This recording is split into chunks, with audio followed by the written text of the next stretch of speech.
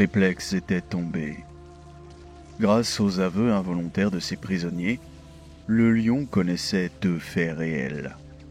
Horus s'était retourné contre son père et menait en effet une rébellion, et le Night Hunter l'avait suivi, chargé de s'emparer des mondes de la frange orientale pour son nouveau maître. Il savait que même maintenant, Horus devait presser les défenses de Terra, car si le monde trône de l'empereur était encore debout, l'Imperium l'était aussi, mais il savait aussi que si Horus détruisait le reste de l'Imperium, Terra elle-même serait sans valeur, un trône isolé dans une mer de mort.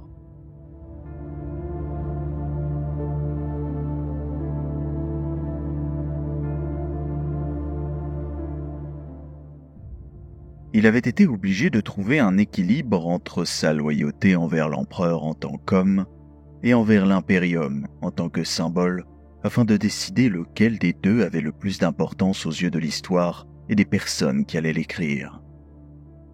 Lionel Johnson, toujours pragmatique face au désastre, comprit qu'il serait trop tard pour prévenir un assaut sur Terra, que le sort de l'empereur était décidé, mais que l'Imperium pouvait encore être sauvé par ses actions. Il comprenait les objectifs du Night Hunter, bien que ses méthodes aient échappé aux pragmatiques seigneurs de la Première Légion, ses ravages au coup par coup de la frange orientale n'étant qu'un puzzle fou que l'esprit ordonné de Lionel Johnson ne pouvait pas expliquer avec une logique militaire. C'est pourquoi ses premiers mouvements dans le secteur plus large de Tramas étaient prudents, destinés à protéger ses guerriers contre les embuscades ou autres surprises malvenues. Avec quelques 70 000 guerriers de la Première Légion, plus du double des troupes de soutien et 3 forces de demi-légios issues de différentes légios titaniques, le Lion possédait alors une importante force armée. Bien que les Night Lords et les forces de l'architraître qui avaient fui Triplex étaient plus nombreux que lui, ses forces étaient dispersées sur 2 secteurs entiers, tandis que son propre host était concentré dans un seul système. Afin de tirer parti de cet avantage, le Lion fit sa première incursion dans 2 systèmes seulement, les points clés du Sheol 3 et de Yélis. Ces 2 mondes avaient déjà changé de main plusieurs fois au cours des combats, étant à la fois des liens vitaux entre les secteurs Aegis et Tramas et des lignes de transit clés autour de la zone d'exclusion de Crucible. Et il ne restait que des tueurs parmi les ruines. Avertis par ceux qui fuyaient la mort de Triplex Galatia, les défenseurs de Sheol et de Yélis savaient qui était venu pour eux, et pourtant, ils ne se sont pas enfuis. La folie de la guerre s'était emparée de ceux qui habitaient encore Tramas et ses environs, et peu de ceux qui combattaient encore acceptaient la reddition comme une option. Les Night Lords et leurs esclaves étaient trop peu nombreux pour vaincre les Dark Angels en masse, mais ce n'était pas leur intention. Et ils vendirent leur vie et celle des régiments de conscrits et d'esclaves en masse qu'ils jetèrent sur les Dark Angels, simplement pour ralentir leur avancée. La conquête de ces 2 mondes allait occuper les Dark Angels pendant presque 1 mois entier, car une fois que les Night Lords eurent épuisé la vie de leurs esclaves dans une bataille ouverte, ils eurent recours aux assauts et à la guérilla pour harceler les forces d'occupation. Quelques centaines de guerriers en tenue de minuit ont tenu des dizaines de milliers de guerriers en place grâce à leur sauvage habilité au tir, permettant ainsi aux Night Hunters de gagner du temps pour se préparer et de rappeler à leurs cousins de la Première Légion le prix à payer pour vaincre les légionnaires Astartes. Pourtant, l'assaut sur ces premiers mondes a également apporté autre chose que la mort et le sang, car une fois que les bannières noires de la Première Légion furent déployées au combat, les survivants des régiments loyalistes qui avaient combattu les Night Lords se sont ralliés à eux. Au début, seules de petites unités avaient réussi à se cacher des Night Lords victorieux, mais à mesure que la nouvelle se répandait dans les mondes voisins, des régiments entiers commencèrent à arriver, meurtris et marqués, mais toujours invaincus.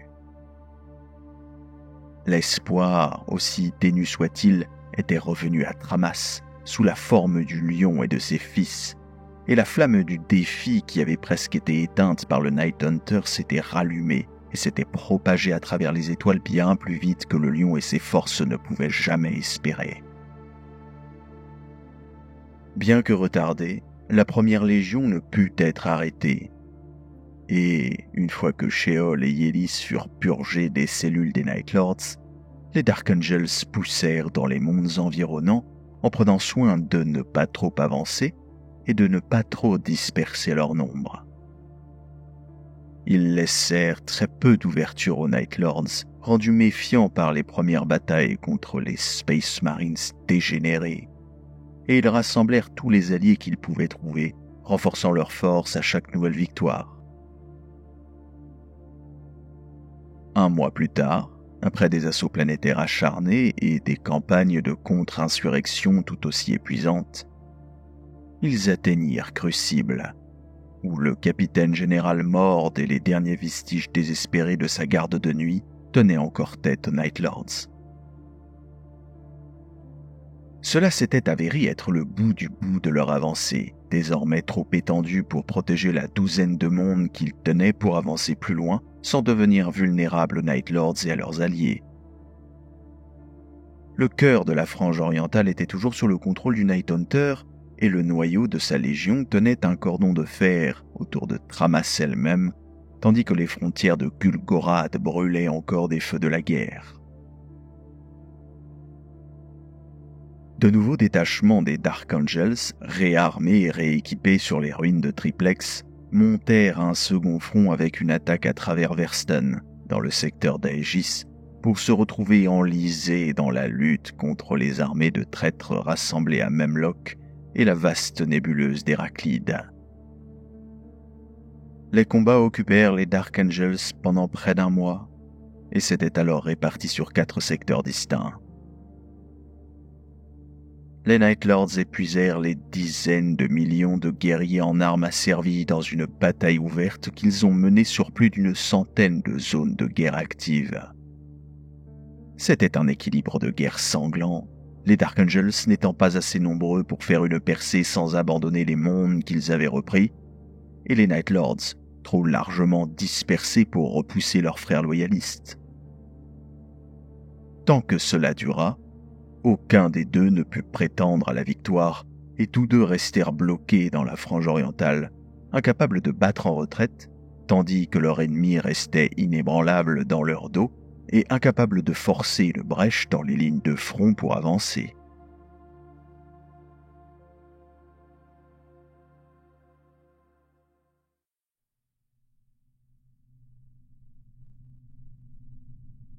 Depuis que Tramas s'était levée contre les Night Lords, elle avait enduré un état de siège presque constant. Une entreprise coûteuse qui était à la fois un symptôme de la folie qui consumait la 8e Légion et la cause de nombreuses frictions à son sein. Ce furent les ordres de Nakrit Tol qui ont établi et maintenu le siège, les guerriers de ces bandes qui lui étaient loyales ayant tenu compte de ces ordres, en plus de ceux émis par d'autres commandants au sein de la Légion et ayant divisé ses forces au moment critique de la campagne. Le blocus imposé au système, les raids sur les navires et en surface n'apportaient que peu de gains matériels et épuisaient constamment les ressources des Night Lords. La capture de Tramas aurait pu apaiser ces inquiétudes, mais Tol manquait à la fois de personnel et de volonté pour poursuivre une telle action. Il était au contraire déterminé à saigner et à tourmenter le monde qu'il avait blessé et humilié, ordonnant à ses troupes d'engager des raids meurtriers contre des colonies civiles isolées et de déployer des munitions bactériologiques dans des centres de population bondés.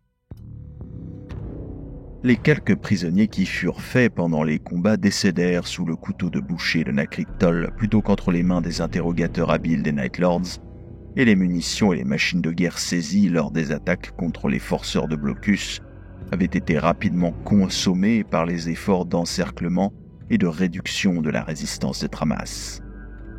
C'était une grande folie, mais dont la pure malveillance restera longtemps dans les annales de l'hérésie d'Horus. Beaucoup ont déploré les nombreuses petites trahisons qui allaient être découvertes au cours de la guerre, les libertés prises par chaque légion afin de prendre un certain avantage sur leurs proches. Horus avait construit son propre réseau de loyauté, Lorgar avait trouvé de nouveaux dieux, et Guilliman avait construit son propre empire. Le Night Hunter n'était pas différent.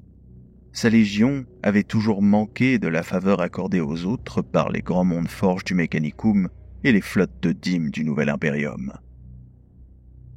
Il avait choisi de s'occuper à sa manière des approvisionnements limités, une partie de cette solution étant les traités de minuit. Il s'agissait des accords scellés par Conrad Kurz avec un nombre incalculable de mondes cachés dans les sombres franges de l'espace qui avaient été placés sous la protection de sa légion. Des mondes qui, tout comme les Night Lords eux-mêmes, ne trouvèrent guère d'alliés auprès des législateurs stricts de la Grande Croisade.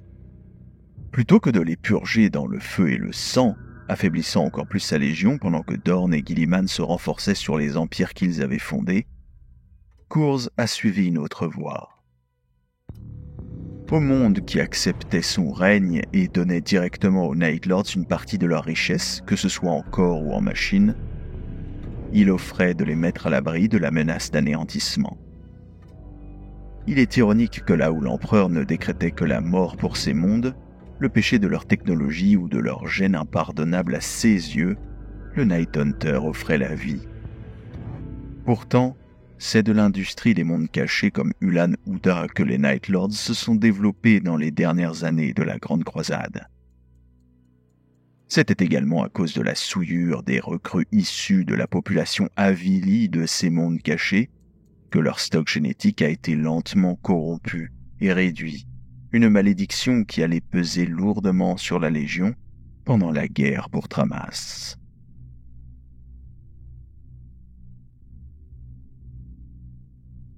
L'Imperium étant rongé et brisé par la guerre civile d'Horus, aucun des deux camps ne pouvait faire appel aux ressources presque illimitées qui avaient alimenté la Grande Croisade. Ils ne pouvaient compter sur aucun renfort, sauf ceux qu'ils pouvaient rallier par leurs propres moyens, et les mondes déchirés par la guerre sur les lignes de front. Les mondes autrefois prospères des secteurs Aegis, Tramas, Triplex et Gulgorad étaient pratiquement épuisés. Les deux camps furent contraints de se tourner vers d'autres sources pour se procurer l'avantage nécessaire pour sortir de l'impasse obstinée et sanglante qui s'était développée avant que les quelques ressources qui leur restaient ne soient dépensées. En effet, les combats sur le front ne montrant aucun signe d'affaiblissement, bien que la fin se rapprochait bel et bien.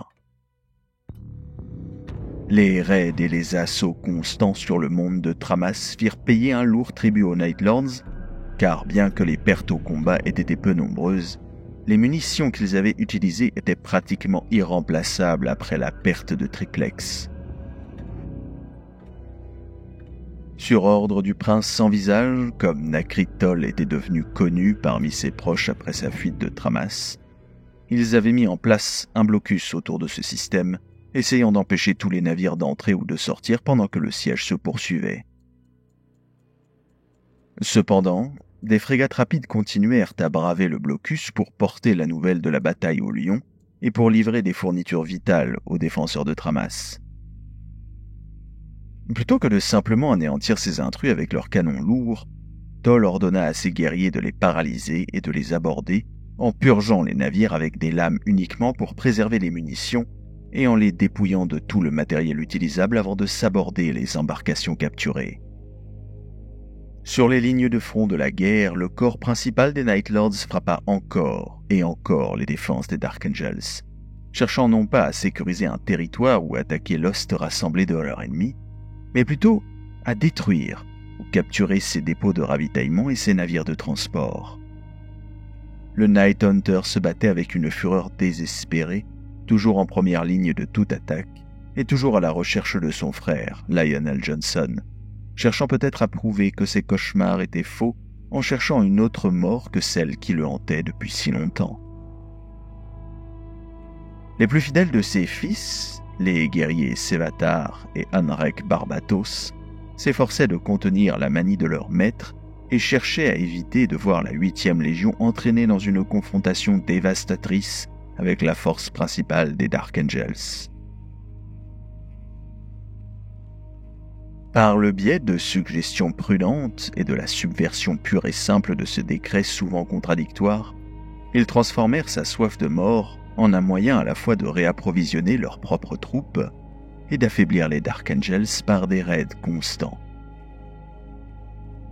Plutôt que de laisser la folie imprévisible du Night Hunter entraîner la Légion dans le désastre, les vétérans de l'ancienne Légion ont cherché à faire usage des traités de minuit. Ces textes cachés étaient des marchés conclus par Kurz pendant la Grande Croisade avec certaines factions en marge de l'espace humain. De petites embarcations d'éclaireurs avec à leur bord les officiers les plus loyaux de la Légion furent envoyés vers des étoiles lointaines et dissimulées. Beaucoup de ces navires furent perdus, certains paralysés par les tempêtes warp qui balayaient la région, d'autres interceptés et détruits par les croiseurs rapides des Dark Angels sous Tramassi. Mais quelques-uns atteignirent leur destination et délivrèrent l'assignation des Night Lords. Les brutaux guerriers de Toruk, cousins avilis des Ogryn, plus communs, élevés dans un avant-poste de l'humanité depuis longtemps disparu pour devenir des troupes de choc et des armes vivantes, ont soutenu les compagnies d'assaut des Night Lords dans leur attaque contre les Dark Angels, devenant de la chair à canon pour les armes épuisées de la Première Légion. Des légions cannibales de Glabro, des psychers de bataille des lunes perdues de Tex et une douzaine d'autres aberrations se sont déchaînées sur les lignes de front, chacun d'entre eux épuisant davantage la force de Lionel Johnson et ralentissant encore la progression de la Première Légion.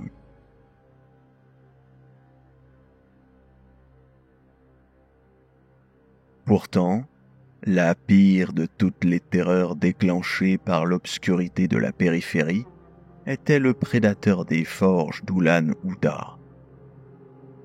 Longtemps caché dans la tempête qui hantait les confins de la galaxie, ce monde forge déchu s'était depuis longtemps consacré à l'interdit et avait même mis au point un ensemble de machines rudimentaires pour faire passer le monde forge entier dans le warp. Grâce à cela et à d'autres obscénités obscures, Ulan Uda s'était nourri d'autres mondes au-delà des frontières de l'Imperium, les déchirant pour alimenter ses forges et ne laissant dans son sillage que des systèmes en ruine. Ulan Uda s'était longtemps allié en secret aux Night Lords, leur fournissant ces titans de la Légio Phasma en échange de leur silence. Et maintenant ils les lâchèrent sur Tramas. Au début, seuls des chuchotements parvinrent à Tramas sur la destruction, le silence et le vide qui devaient caractériser les postes frontières des colonies isolées. Mais les récits déchirants des survivants ne tardèrent pas à suivre. Des mondes entiers avaient été envahis par les monstrueuses hordes d'automates d'Ulan Uda, puis brisés et consommés, les cadavres écrasés des planètes laissées sans vie et vidées. La quasi-totalité des forces tramassiennes étant enfermées dans la défense de Crucible et de Tramas, il n'y avait pas grand-chose à faire pour freiner le terrible appétit des magos d'Ulan Uda, si ce n'était d'envoyer un message au lion et d'espérer que le siège soit levé. Le dernier acteur à arriver était la confrérie du bouclier brisé, un détachement de la 5e Légion, les White Scars, qui avait erré dans des endroits lointains lorsque Horus déclara sa rébellion. La confrérie avait rallié l'espace de Nostramo dans l'espoir d'y trouver un moyen de se rééquiper et un ravitaillement. Mais elle ne vit que les ruines de l'ancienne planète que le Night Hunter avait laissée, le silence étant la seule réponse à leurs appels aux bases et aux postes de la Grande Croisade. Zenjin Khan et ses guerriers furent bientôt les invités des Night Lords, qui les informèrent des ordres du maître de guerre de pacifier la frange orientale rebelle et des traîtres qui les y attendaient. Bien que vétérans de la Grande Croisade, Zengin Khan et sa confrérie n'avaient entendu parler de la Première Légion que de leur fierté incomparable et des nombreux secrets qu'ils cachaient aux autres légions. Face à la loyauté qu'ils vouaient à Horus, qui avait toujours été l'ami et le mécène des White Scars, Zengin Khan a choisi d'offrir sa lame au remerciement du ravitaillement qui leur avait été accordé et a mis ses navires en route pour le rendez-vous avec le Night Hunter. Avec ce dernier, quelques 3000 vétérans de la Grande Croisade et 6 navires de guerre de classe capitale, les Night Lords contrôlaient une force assez importante pour défier les Dark Angels en guerre ouverte. La nouvelle fut envoyée à tous les commandements. Le Night Hunter irait à la rencontre de son frère.